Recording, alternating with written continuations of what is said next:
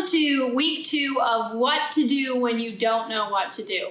I have Eric here with me and Emma here with me, and we are going to be talking about this concept of when you don't know what to do, know that God is with you, which totally rhymes actually, so that's nice.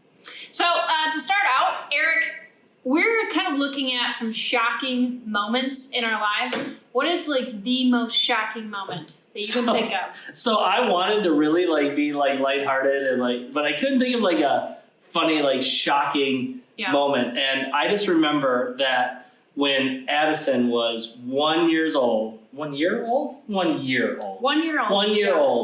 or 12 months if you want to use it. She came home and she had a couple bruises that we'd never seen before. And then throughout the day, those bruises started getting bigger and bigger. We're like, this is crazy. We don't know what to do. And we took her to just see her doctor. We're like, we just need to get her checked out. And the doctor came in and looked at us and said, do you want me to call an ambulance right now? Or are you going to take her directly to the hospital? Because if you won't take her directly to the hospital, I'm going to call an ambulance so she can go right there. And she was diagnosed with this ITP, which is a rare blood disorder. They don't know where it comes from. They don't know when it sparks up, but it just happens and it goes away. But they weren't sure if it was going to be leukemia, if it was going to be something like this. And we spent 3 days in the hospital for this to run its course and for them to figure out how to treat it. And it was probably the most shocking thing to get the news that you either need to go directly to the hospital or they will transport you. And not for just yourself, but for someone that's so young and so helpless in that situation. It was for sure shocking. Very shocking. Emma? Well, mine is not quite as serious, but There you go. also a little medical. So one day I played in our Powder Puff football game. So that's where the 11th and the 12th graders play football against each other. And I thought that I just sprained my ankle or something of the sorts. It was sore. And then the next morning I woke up and it was still pretty sore. So my mom was like, let's just take you to the doctor, get it checked out. And then they told me that my ankle had actually broken. And I played the whole rest of the football game on a broken ankle. And I was just pretty shocked. So if you ever think Emma's not that tough. She's tough. Yeah. Yeah. What about you, Anna? What's your most shocking moment? Well, my most shocking moment, nothing to do with medical. I would say There you go. Well, maybe mental medical. So I remember this moment, and I was hanging out at my friend's house, and we were talking to each other. It was like at a party. It was like the social event, and it was just so fun, and we were all so connected. And I had to go to work, and so there's this entryway that leads to the outside, and so I go, and I'm still talking to people, and I'm putting on my shoes and everything, grab my bag, and I remember this moment. I stepped out the door and closed it behind me, and it was just instantaneous shock, because for some reason I expected that my presence or my spirit would still remain in the house and my body would go off to work without me. And I had never had a moment like that before in my life. And I was so surprised because I just thought, what? I'm crazy. I'm a crazy person. So that was very shocking. It only happened one time. I do not need any sort of psychiatric attention. Maybe. They cleared me. Any professionals out there, Yeah. call this one. don't do that. No, I brushed my teeth in the mornings. I curl my hair. What? You don't know that? There are No. 2 people that are needing help. You could reach out. You could Much appreciated. call this hotline. Yeah.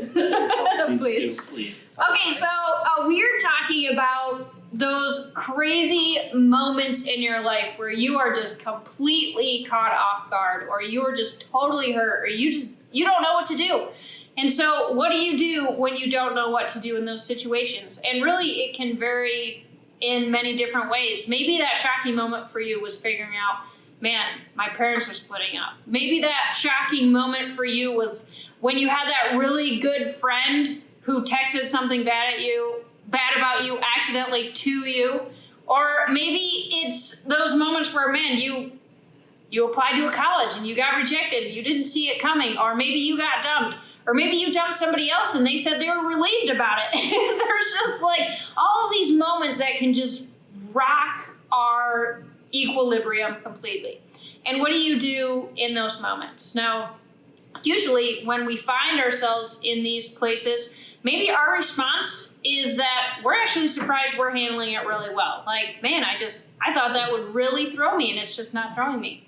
Or maybe it's something that just tears you up. It tears us up.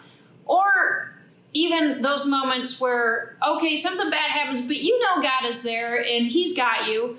Or maybe you're not even really sure God is there at all. So how do you respond? How do you find yourself responding to these shocking moments? So, Eric, you just gave us a shocking moment. Yeah. What was how do you respond to shocking moments? So, panic, Panic. screaming, crying. Tears. Oh, yes. Just Overflowing. running around in circles, yelling at the top of my lungs. Yeah, no, I don't think shocking moments. I'm definitely jumpy. Shocking moments for me. I would love to say I'm cool under pressure. I'm calm, but no, if it's a shocking moment, I'm a little bit of a drama queen. I'm kind of an overreactor, that's for sure. Happens. Yes. Emma? So I think some people are like stress eaters and they like, in those moments, I'm definitely a stress sleeper. So like I can remember one time there was a tornado warning and I just like went to the basement and fell asleep. Like You slept through the tornado? I would rather sleep than like have to deal with whatever shocking thing So you're just like happened. a fainting goat. Yeah. Oh, Like yeah. that. They faint under stress. So something happens, I would just Yeah. The human version of the fainting goat. Yeah. Huh. Speaking of goats, this leads us into our next. It really doesn't, but. So there's this guy named Joseph who did not have a goat. Yeah. And last week we talked about Joseph was in this crazy family situation. His brothers hated him. It was going really bad, really fast.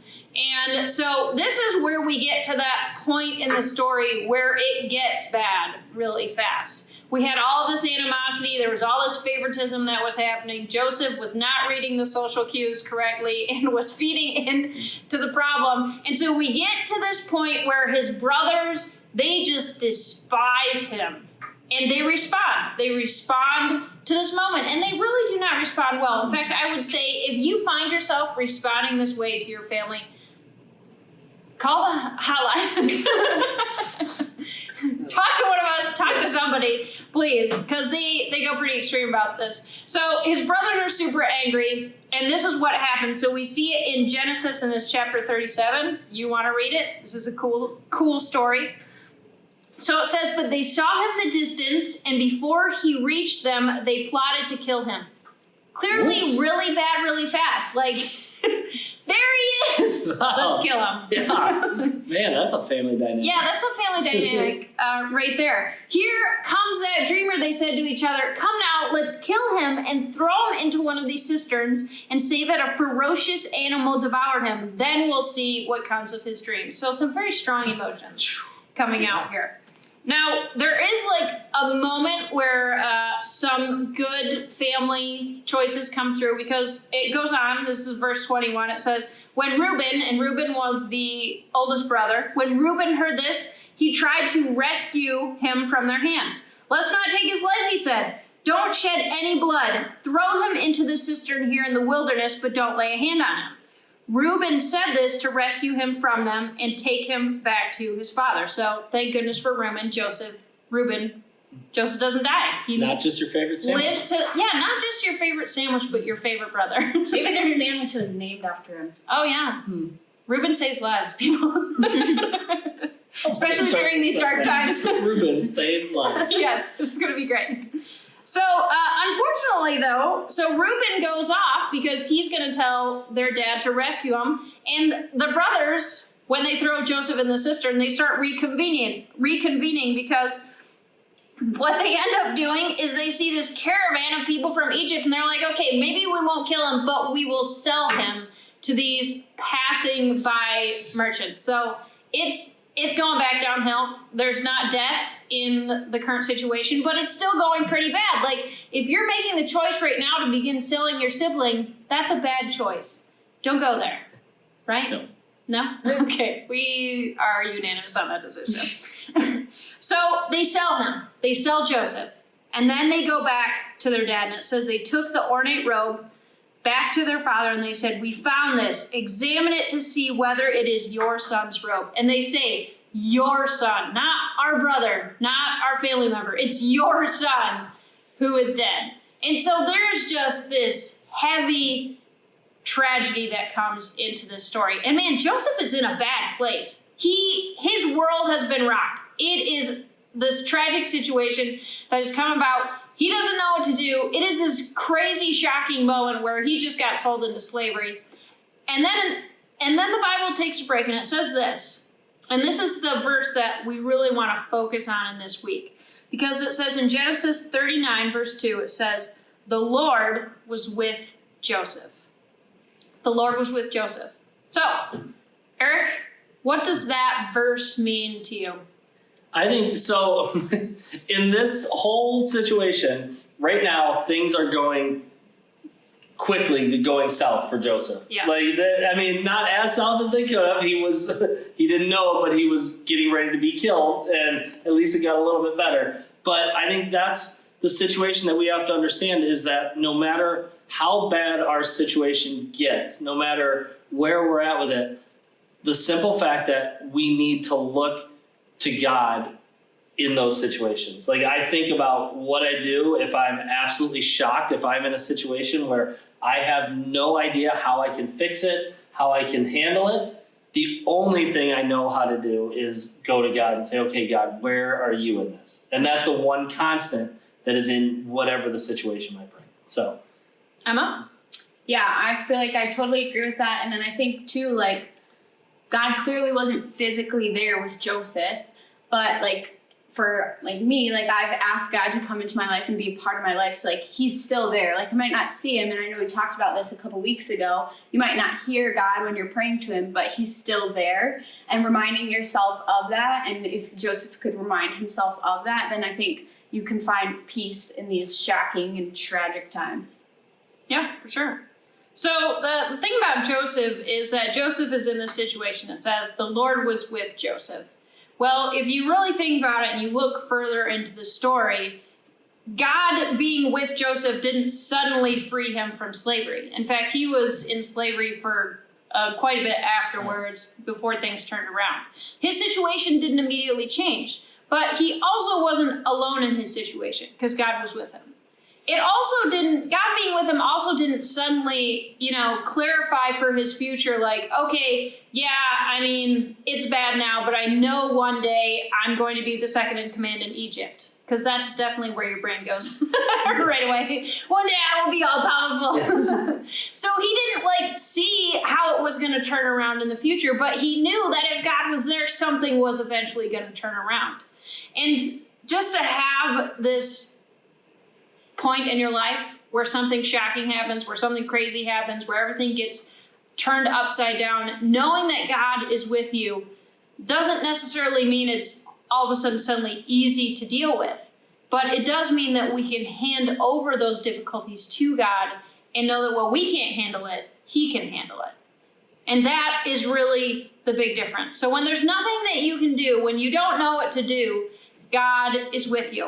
So application, there's 2 points that I kind of want us to land on today. And here's the first one. Be real. So, hey, God gets that it's hard. God gets that it can be really difficult to all of a sudden be quarantined in your house. And school has been let out, and maybe your vacations got canceled, and all this crazy stuff is happening.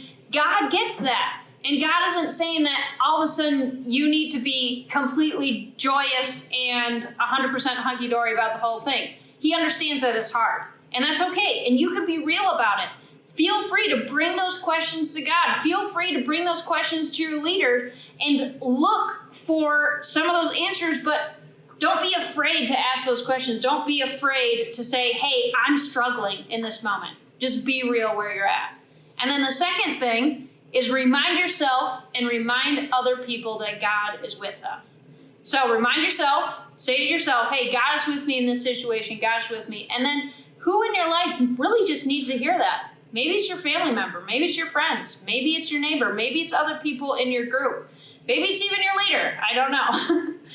Eric needs to hear it.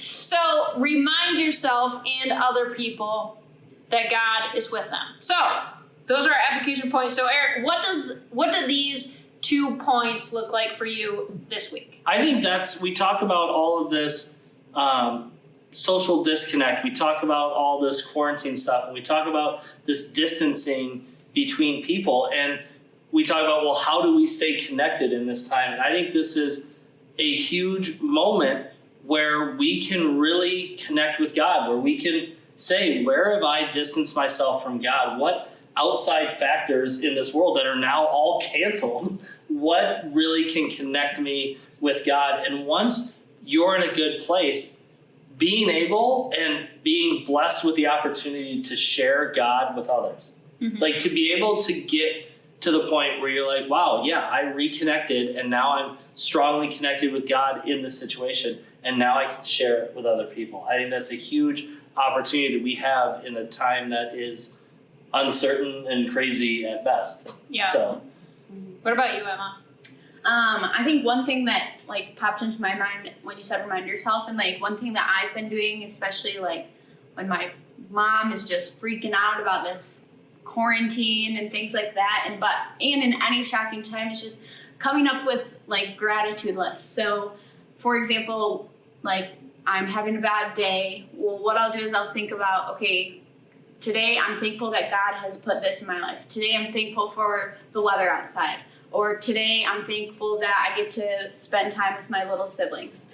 And then looking at all these things that I'm thankful for kind of reminds me that like God is in this situation. God is with me at this time. And I think that that's something like, so you can take it one way where you're getting back connected, and then kind of bridging that gap is just reminding yourself that He is there in that situation. Yeah. I think one of the big things that we can run into in this state of isolation is that we feel like, because there's this physical distance, there's also this emotional and relational distance. But we have to be careful. I know I have to do this because I like being alone. I have to be careful that while I am isolated and while I'm alone, when stuff gets hard, I need to make a point to reach out to somebody and talk about it. Like, I don't want to isolate my emotions and isolate my struggles along with everything else. It is almost, I would say, more important.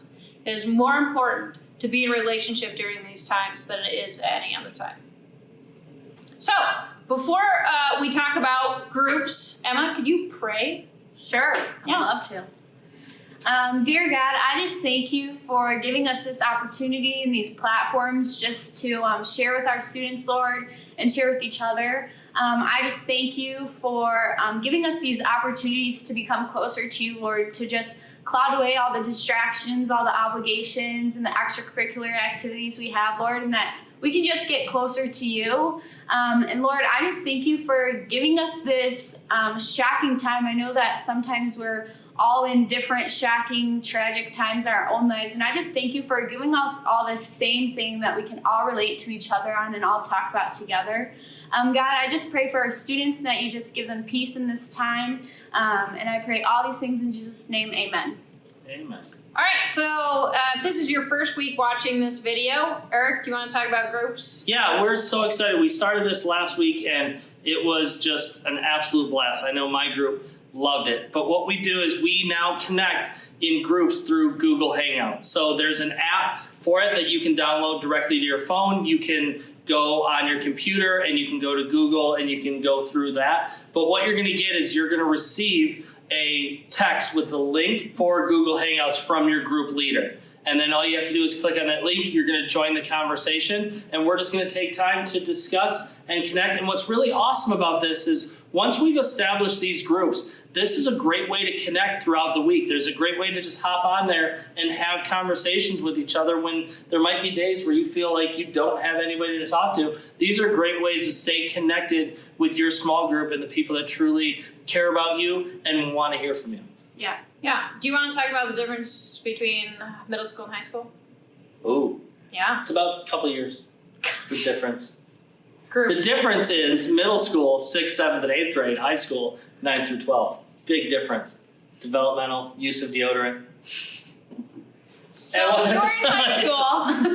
Yes, so our groups, our Google Hangout is going to be for our high school students. Right now, we're establishing our leaders for middle school. We're establishing that connection point. A lot of our middle schoolers don't have the devices that they can hop on so easily. So for middle schoolers right now, we're hoping that you tune in on Sunday nights at 5 for this broadcast so you can see the message and you can have conversations in your family. Parents of middle schoolers, the weekly email is going to have great resources and tips for you to really connect with your family. So right now for middle schoolers, that's where we're going to kind of live at the moment, but just know that we're developing and working on how to connect you in these small groups and with a leader that will really work to connect. Yeah, so middle schoolers, connect with your family, and high schoolers, get on the Google Hangouts app because we're going to go into groups right now.